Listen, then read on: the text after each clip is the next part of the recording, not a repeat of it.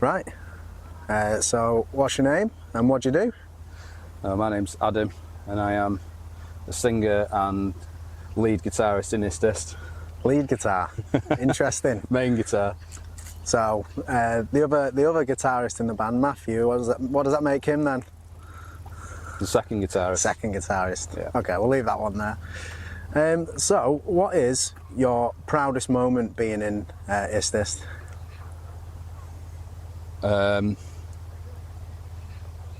Getting the first album back on vinyl from the pressing plant, getting Architecture back. Yeah? For sure, yeah. It's just an amazing experience to see something that you've done on record when, you know, you've loved records for so long, and seeing your own band name on that is just, you know, something else, isn't it? Yeah. I don't think that really leaves me though.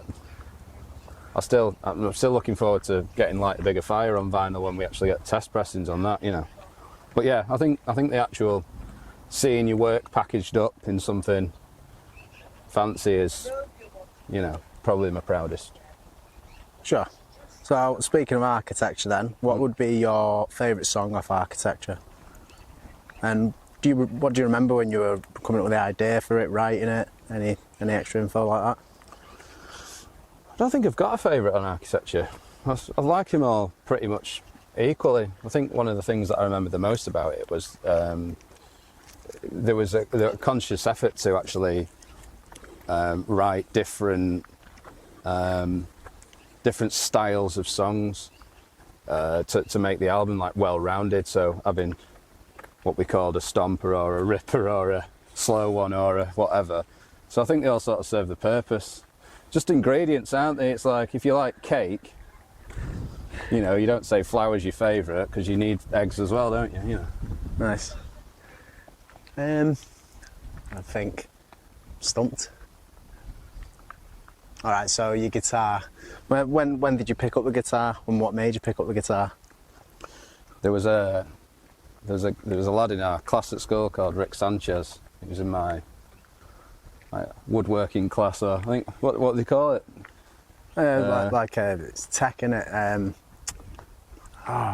Yeah, let's go with technology. Yeah, woodwork. Yeah. Yeah, we just do all sorts of stuff. But one particular time, and he was a big Nirvana fan, and I said, you know, I'd love to be able to make a sound like that, and he said, oh, I play guitar, and I was absolutely amazed, really, because it wasn't really the in thing when I was a teenager. Really, I know it was. I just mean in my world, it wasn't. Didn't really know anyone who played or anything, and then he let me have a go of his, and then just never put it down, really. You know. Off he goes. A nice little cycle ride there with his speakers. Yeah. Who would you say influences you the most lyrically? Lyrically? Yeah. Or what inspires you the most lyrically for your lyrics? Oh, God. I mean, I've been accused of the sea.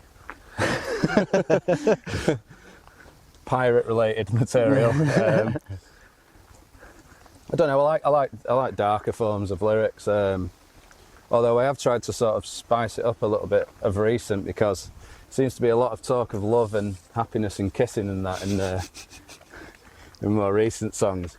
And I think the reason why I'm doing that is because I sort of like the idea that there's a lot of sort of dark sort of subject matter, but then there's also some light in it as well. So it sort of makes it a bit more interesting, I think, to the listener if they're not really sure whether it's like a horror story or a love story.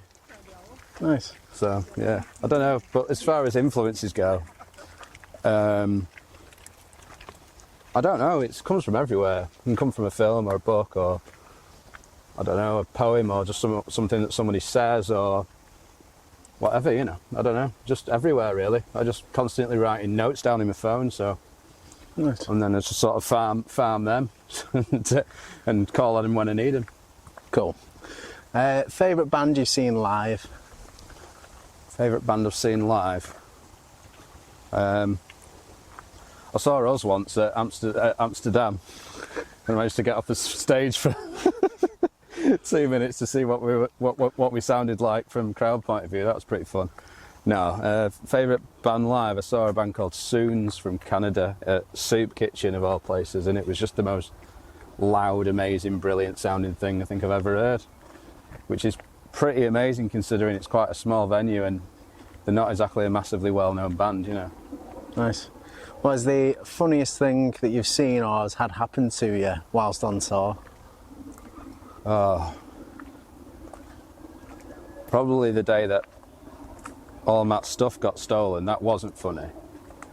But then the following day, he decided to just take his anger out on really strong lager and then spent the majority of the day after the gig, like, because he is a professional, but after the gig, he spent most of the time just very drunk and happy drunk, but silly drunk. He went for a massage at one point, and it was just hilarious watching him. He was just a broken man. It was pretty funny. I remember that day well. That was at Best Rock in the Netherlands. How about favourite venue to play? Favourite venue to play? Is anything. You can choose anything. Anything you want. I don't know. Nijmegen was pretty special. Yeah. Both the Amsterdam shows, the small one and the medium size one. I'm sure the large one will be even better than them. I don't know. I don't know. It's difficult. I loved some of them night and day gigs we did early days. That Holden Pop Bar one was crazy as well. It's like playing in someone's front room, having people stood outside looking through, watching the show through a window that the owner had opened all the top windows for, so they could hear it outside because it couldn't fit in the pub. That was pretty special because it was absolutely in the middle of nowhere in a place that I've never heard of, just like deepest, darkest Germany, you know. Nice. And then I suppose finally, is this like a proper interview question, like you're getting a job? Oh, here we go. Something. Where do you see IST IST in 5 years' time? 5 years' time? Don't know. It's a difficult question because it's where do I want it to be, or where do I see it being? Well, yeah. Where do you see it being? Let's have a realistic answer. What would you hope to see us do in 5 years? I think in 5 years we'll be putting more than 1,000 people in venues all over the UK and Europe, and I think that's doable because we're probably halfway there now, I'd say. So if we can double that in 5 years, that'd be great. But to be honest, if we just continue to have really good creative output and still be putting tunes out and still enjoying it and still doing what we're doing and sort of sustaining ourselves, and that would be victory in itself, you know. Nice one.